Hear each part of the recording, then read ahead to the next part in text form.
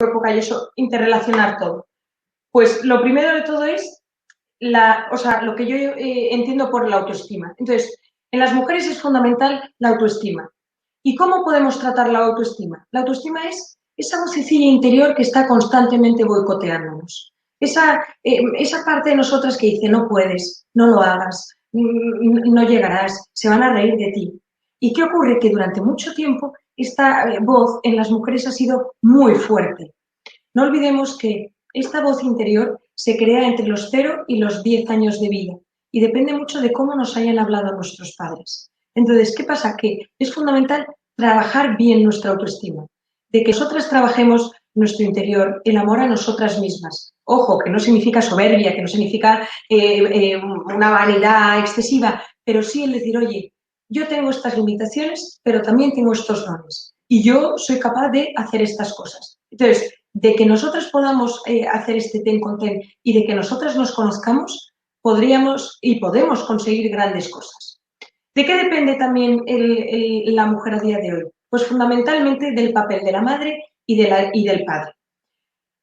De esto, insisto, también os podría hablar durante mucho tiempo porque es lo que se llama el vínculo afectivo primario. Es decir, el vínculo que nosotros tenemos con nuestros padres va a ser clave y determinante para el resto de nuestras vidas.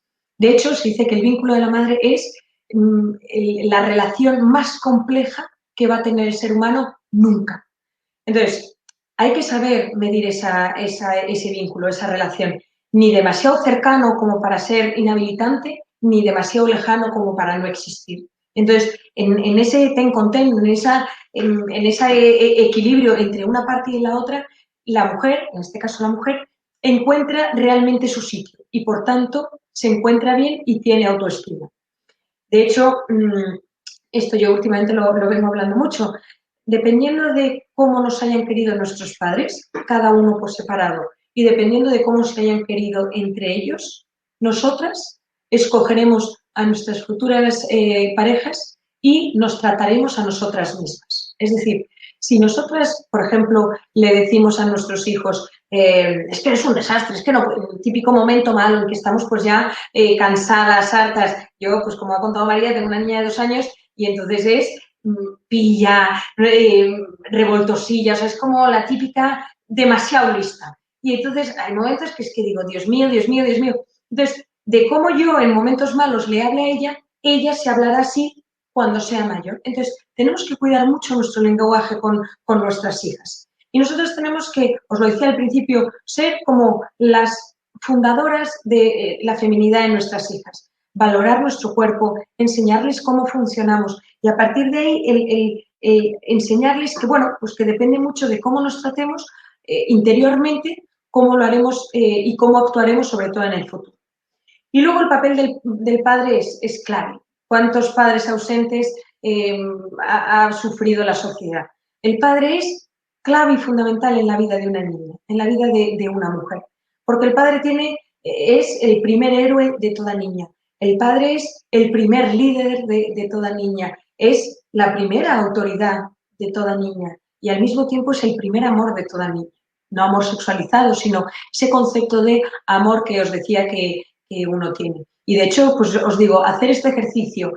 ¿Cuánto tiene vuestro marido y vuestro padre?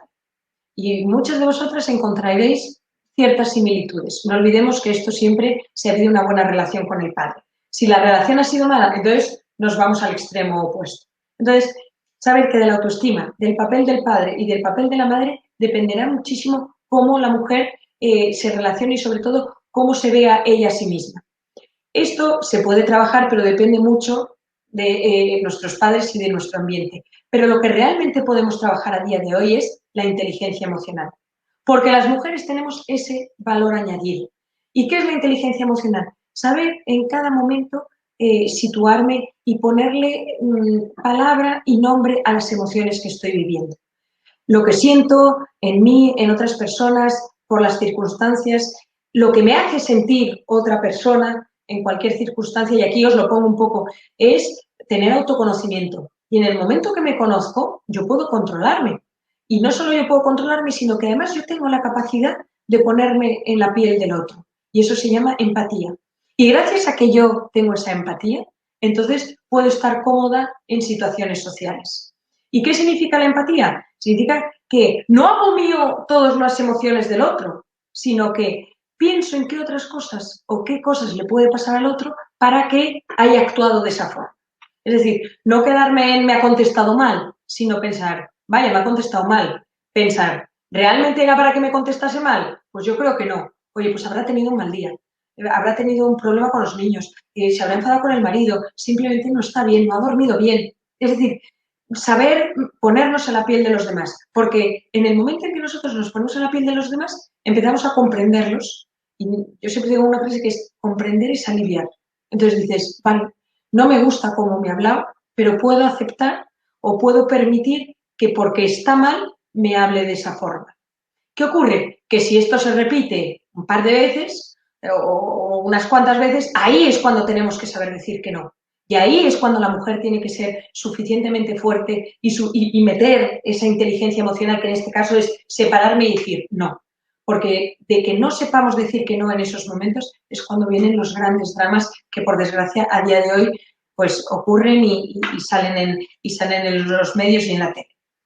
Entonces, antes de terminar, un poco para que os vayáis con algunas pinceladas, me gustaría que fueseis todas muy conscientes de la importancia que tenéis a nivel emocional en vuestro ámbito profesional, emocional, sentimental, familiar, etcétera, social, etcétera, etcétera. Entonces, para ello, os he puesto aquí como 7 pequeñas pautas para que trabajéis mucho la inteligencia emocional, porque, insisto, yo veo a mujeres súper emocionales y entonces es pura emocionalidad constante o cero emocionales o aparentemente cero emocionales. Entonces, ¿qué significa cero emocionales?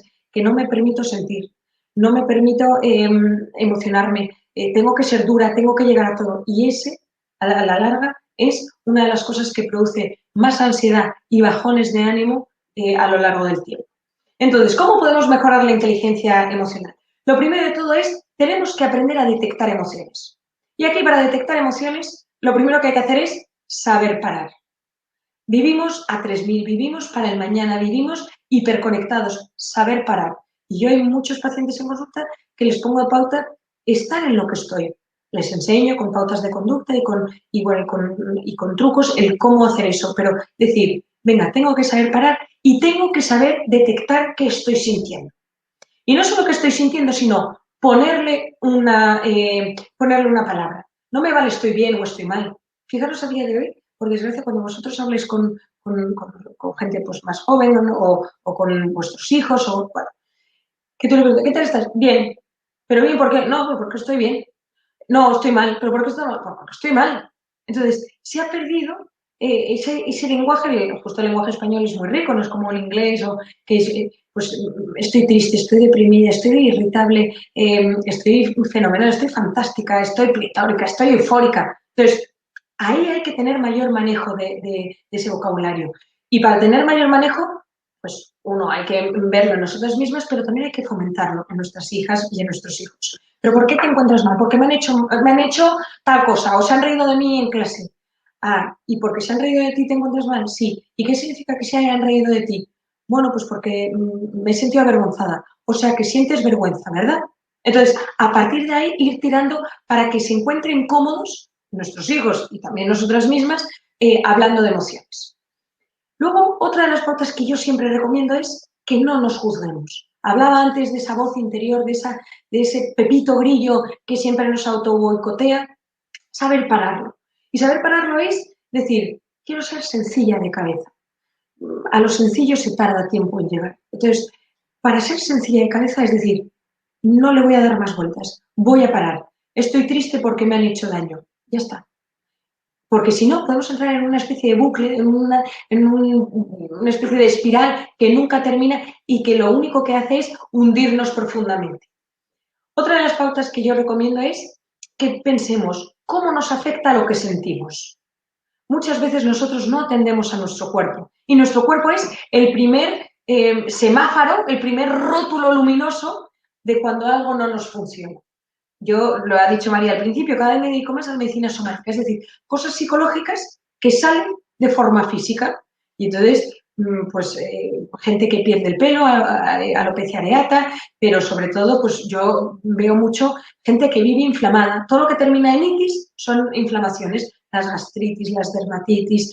Entonces, ¿qué ocurre? Que como vivimos hiperalerta, vivimos inflamados. Entonces, los dolores de espalda, los temas de colon, los estreñimientos, temas gástricos, los gases, todos estos temas, de hecho se dice que los órganos o las partes del cuerpo con antonomasia que se afectan en temas somáticos son los temas dermatológicos, los temas gástricos, todo lo que tenga que ver con temas físicos, pero digamos a nivel más cerebral, las fibromialgias, las fatigas crónicas y luego pues todas las partes de las inflamaciones que os he dicho. Entonces, analizar mi cuerpo.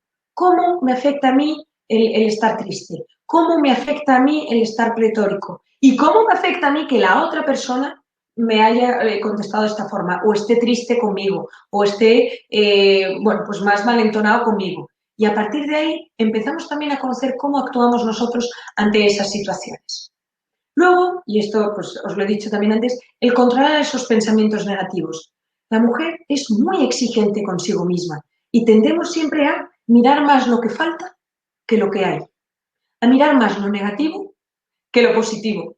Cuando nosotras somos muy completas, ojo, no digo que el hombre no, pero somos muy completas, entonces hay, o sea, felicitarnos por los logros que hayamos conseguido, felicitarnos por las cosas que hayamos hecho, felicitarnos porque llegamos a mucho. Mucho puede ser a una cosa, pero ya llegamos a esa cosa. Entonces, saber controlar esa cabeza, saber controlar esos pensamientos negativos que lo único que hace es boicotearnos y tirarnos para abajo y hacernos sentir cada vez de menos. Otra de las pautas es intentar entender al otro, lo que os decía antes de la empatía. Y entonces es saber que si mi jefe un día me grita, pues es que esto está fatal hecho porque... Decir, bueno, puede estar mal hecho, pero esta forma desmedida, pues quizá haya tenido un mal día, esté estresado porque no llegamos a los números, por la situación actual, la empresa está en un ERTE y entonces no sabemos qué vamos a hacer. Entonces, saber ir más allá en el pensamiento, aunque no lo tengamos claro, aunque no sepamos absolutamente nada, pero en el momento en que nosotros nos ponemos en la situación del otro y pensamos en la cantidad de cosas que le puede haber pasado, nos damos cuenta que es que al final no tiene que pasar grandes dramas para que actúen así. Entonces, darnos cuenta de que nos pongamos en los pies del otro, tanto las relaciones como las conversaciones, como el día a día, va a ser muchísimo más relajado. Y finalmente, saber expresar dichas emociones. ¿Cuántas personas, cuántas mujeres veo yo a día de hoy que no expresan te quiero, te necesito, ayúdame, no puedo más? ¿Qué ocurre? Que expresamos esto en el momento en que ya estamos saturadas. Yo siempre digo que nosotros somos como una olla a presión y metemos en esa olla acontecimientos, vivencias, conductas, palabras, muecas, emociones y la tapamos. ¿Y qué pasa? Que esa olla a presión empieza a subir la temperatura, empiezan los fogones y si no quitas el piturrillo de desfogue, aquello estalla. Y el piturrillo de desfogue es expresarme. Esto no me gusta. Esto no me gusta por esta cosa. No me ha gustado como me has hablado. Preferiría que hiciésemos tal. Necesito que me quieras. Te quiero muchísimo. Y ahí, en esa expresión de emociones, no hay vulnerabilidad. Porque muchas mujeres consideran que hablar de emociones es hacernos vulnerables. Entonces, hay que saber que de que nosotras nos expresemos, todo nuestro entorno emocionalmente va a estar mejor. Insisto, de forma positiva, no vale, a mí no me gusta aquellas mujeres que se expresan para decir constantemente lo malo, sino saber aportar positivo, evitar esos pensamientos negativos, porque insisto, de que nosotras trabajemos todo esto, tanto nosotras, nuestro entorno, como nuestros hijos, adquirirán el hábito de juntar corazón y cabeza, que a la larga es lo que realmente importa, porque de que juntemos estas dos, haremos que nuestros hijos, especialmente nuestras hijas, tengan modelos de identidad, es decir, aquellas personas a las que se quiera parecer. Y no hay mejor modelo de identidad que una madre. No olvidemos, de hecho, que un padre vale más que 1000 másteres, pero una madre es como una universidad para la vida.